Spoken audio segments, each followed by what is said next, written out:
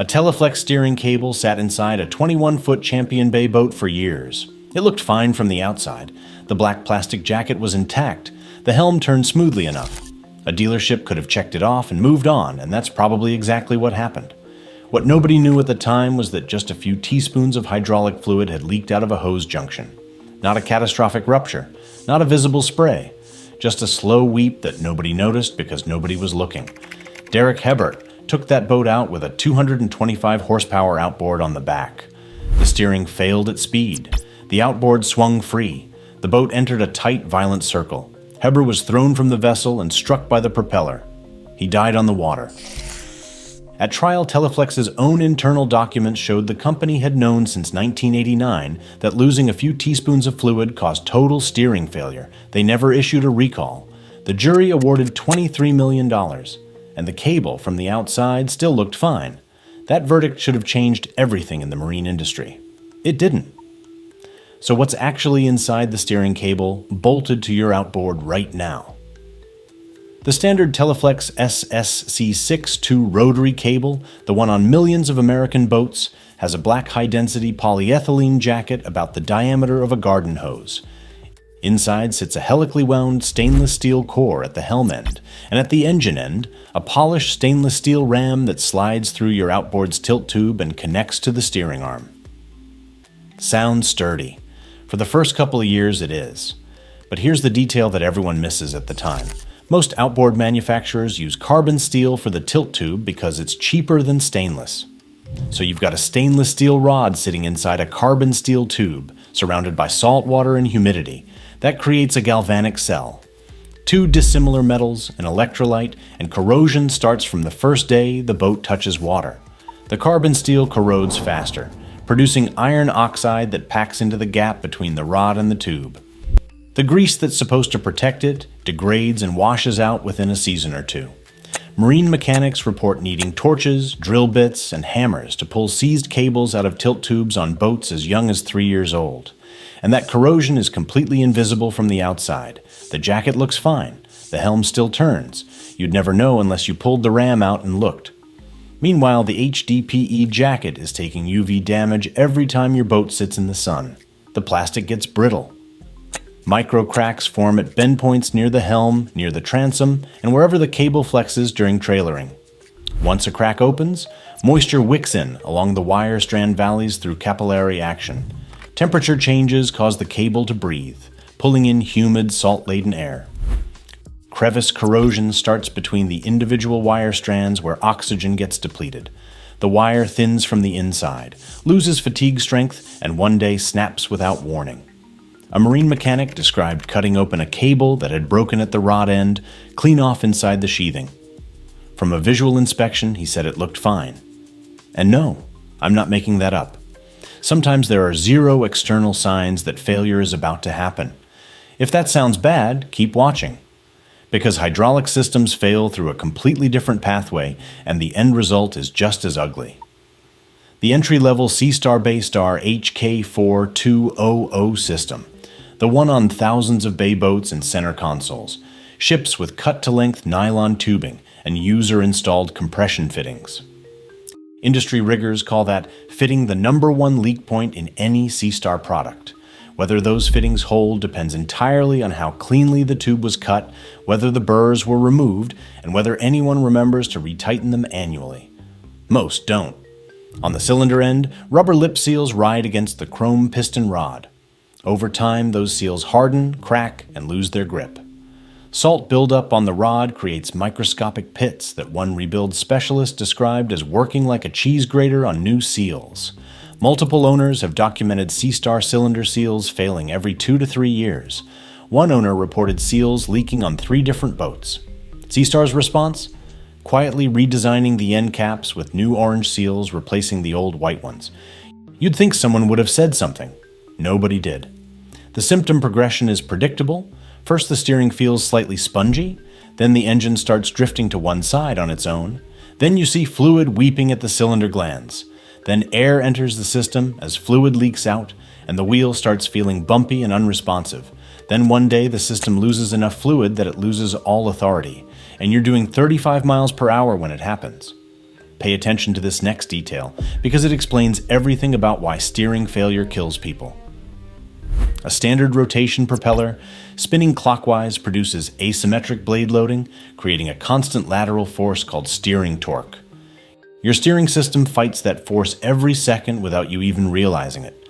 When the cable snaps or the hydraulic line bleeds out, the engine is suddenly free. Prop torque slams the outboard to port. The boat hooks violently to starboard, and at 35 miles per hour, you're covering 51 feet every second. Occupants of open boats get thrown into the water. The boat, still at full throttle with nobody aboard, enters a tight continuous circle at speed. They call it the circle of death. And the people in the water are directly in the path of the circling boat and its spinning propeller. In April 2021, Theodosius Merculief was aboard a 17-foot skiff near Sitka, Alaska, when the steering cable suffered what investigators later called catastrophic failure. Both occupants were thrown into the frigid water. Merculief was wearing a life jacket. He still died from combined hypothermia and drowning.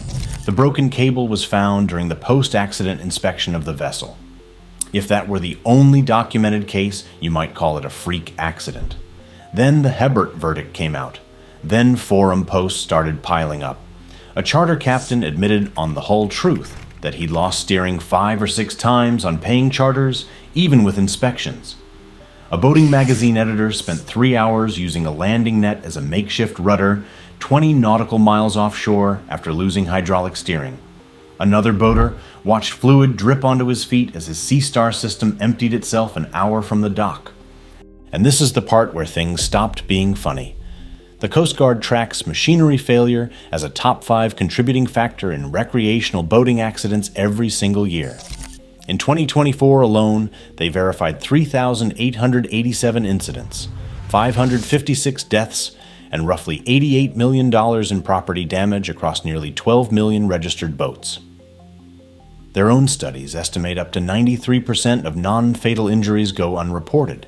Nobody knows the real number of steering failures because they get lumped under the broader machinery failure category. Everything I just showed you inside these steering cables, that's one system. I've torn apart dozens more and put it all into the bilge files.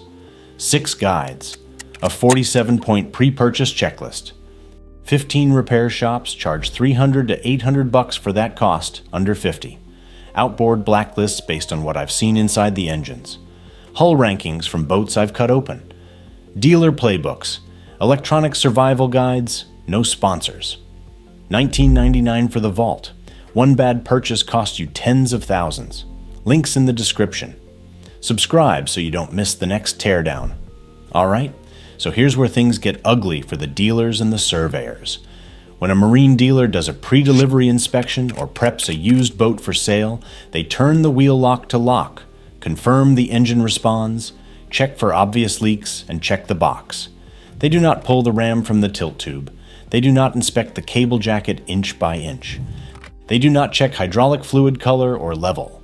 A forum member described watching a dealer pre-purchase inspection where the mechanic rushed through 15 checklist items with quick check marks. The steering test was turning the wheel both directions.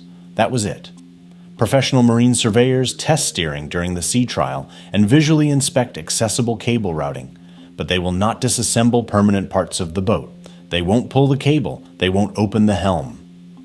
A pre-purchase survey costs $300 to $600 for a typical trailer boat, and the steering check is one line item among dozens. The ABYC standard that covers mechanical steering, P17, tells manufacturers how to build a steering system. It does not tell dealers what to check, how deeply to inspect, or when to condemn a component.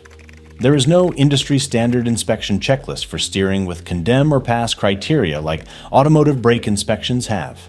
The gap between what should happen and what actually happens is where people get hurt, and the manufacturer will never close that gap because no major marine steering manufacturer publishes a hard replacement interval. Not Dometic, not SeaStar, not Teleflex, not Ultraflex. Dometic's position is inspect twice per season and replace if it doesn't operate correctly. Their warranty? 2 years. On the one system that keeps your boat from becoming an unguided 4,000-pound missile at planing speed. The closest Dometic has come to an actual number is a tech support rep on the hull. Truth-saying hoses older than 10 years should be considered suspect. That's it. That's the official guidance from the company that just got rebranded from SeaStar Solutions after being acquired by a Swedish conglomerate. Independent marine sources say 3 to 5 years in saltwater. Forum mechanics say if you don't know the cable's age, replace it before the first trip. The cost math makes this so simple, it almost hurts. A replacement SSC6 to rotary cable costs $79 to $165 depending on length. Marine mechanic labor runs $95 to $150 an hour, and a cable swap takes 2 to 4 hours. Total installed cost, $300 to $650. A tube of quality marine grease costs $8 to $15. The annual inspection takes 30 minutes in your driveway with a wire brush and a brass brush. Compare that to an emergency tow without insurance at $500 to $1,500, or a full SeaStar hydraulic system replacement at $1,600 to $2,400 installed, or a wrongful death jury verdict at $23 million. Inspect twice per season and replace if it doesn't operate correctly. That was the manufacturer's official guidance. The cable that killed Theodosius Merculief operated correctly right up until the moment it didn't. So did the system that killed Derek Hebert. So does every corroded cable sitting inside every tilt tube on every outboard boat that launched last weekend and will launch again next Saturday. If you own a boat with cable steering in saltwater, replace that cable every 5 years regardless of how it looks. Grease the tilt tube twice a season. If you've got a BayStar system with compression fittings, upgrade to factory swagged hoses. If you just bought a used boat and don't know the steering cable's age, replace it before the first trip. $300 installed is the cheapest insurance in boating. Subscribe if you made it to the end, and I'll see you in the next one.